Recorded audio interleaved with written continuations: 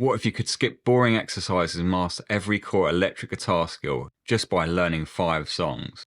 After 27 years of playing and teaching, I've found 5 songs that cover all fundamentals faster than any exercise. So in this video, I'm going to show you exactly which 5 songs will skyrocket your skills. And if you stick around to the end, I'll share you a bonus tip that will make learning these songs mistake-free and way more fun. Before we dive in, let's talk about what fundamentals actually are and why they're so crucial.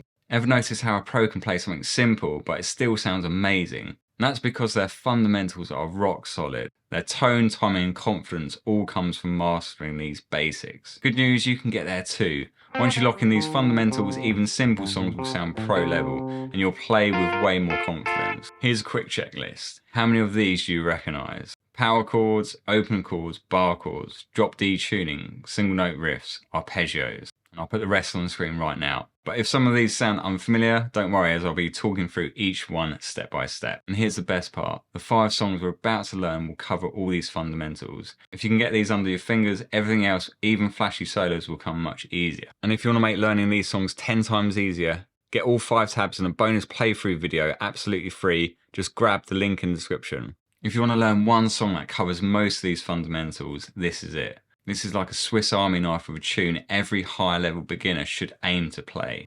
It starts with a triplet rhythm bounced between A minor and E major with some staccato feel, which is where we're cutting the notes off quickly. Then it moves into a swung 8th note strumming feel.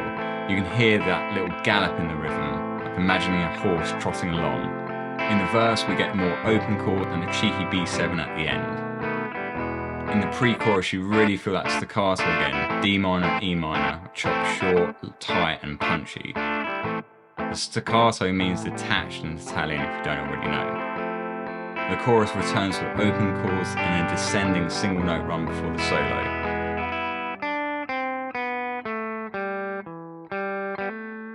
Solo mostly sits in A minor pentatonic with a hint of A natural minor using single note with a little twist at the end, using the blues note, flat and thick. By learning this one song, you'll master triplet rhythm, dynamics, bends, open and extended chords, staccato, single note riffs, and a simple solo with chord techniques. Aim to play this all the way through with the track. Have you ever noticed how some guitarist parts sound simple until you actually try to play it? For me, a guitarist like Johnny Marr tops that list, and this charming man is a perfect example. This song is a masterclass in arpeggios, which is when you're playing notes of a chord one at a time. Double stops, which is 2 notes at once. Slides, tight rhythm coordination. Don't try to tackle it all at once. Break each section into bite-sized pieces just to get the correct timings. Focus on letting those open strings ring out and use your palms to mute any strings you're not playing. You don't really want any unwanted buzzing. If you're really struggling with rhythm, try clapping or even singing along. This really does help. I use a capo on the 2nd fret for this one, and the intro is packed with double stops with quick 16th note grooves, slides, and a blend of open and fretted notes, all leading into those signature Johnny Marr arpeggios. And here's the best part, once you've mastered these techniques, you'll need them in tons of other songs. And as a huge bonus, this riff is so catchy, it's guaranteed to impress anyone who hears it. Also, only 5.9% of regular viewers are subscribed. If you want to learn faster by practicing smarter, subscribe and bookmark the channel. Bar chords can feel really intimidating to start with, and if we do see a bar chord in a song, we often just don't try and tackle that. But here's the good news, you can actually build them up bit by bit, and this song is a perfect way to start. Where Is My Mind by the Pixies kicks off with an open E chord and moves into bar chords like C sharp minor, G sharp and A major. Don't worry if these shapes feel tough at first, take it slow and focus on getting each note clear.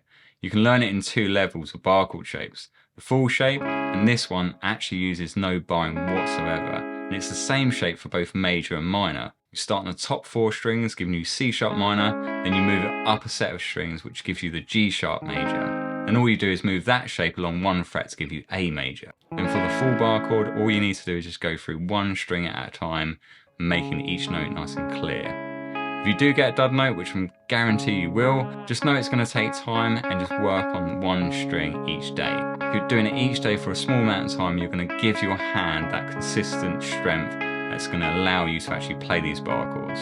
Just remember it does take time and just be patient. The lead guitar adds an E major dyad. Dyad is a fancy name for playing 2 notes, a bit like a double stop. There are some slides in there as well as some 16th note rhythms.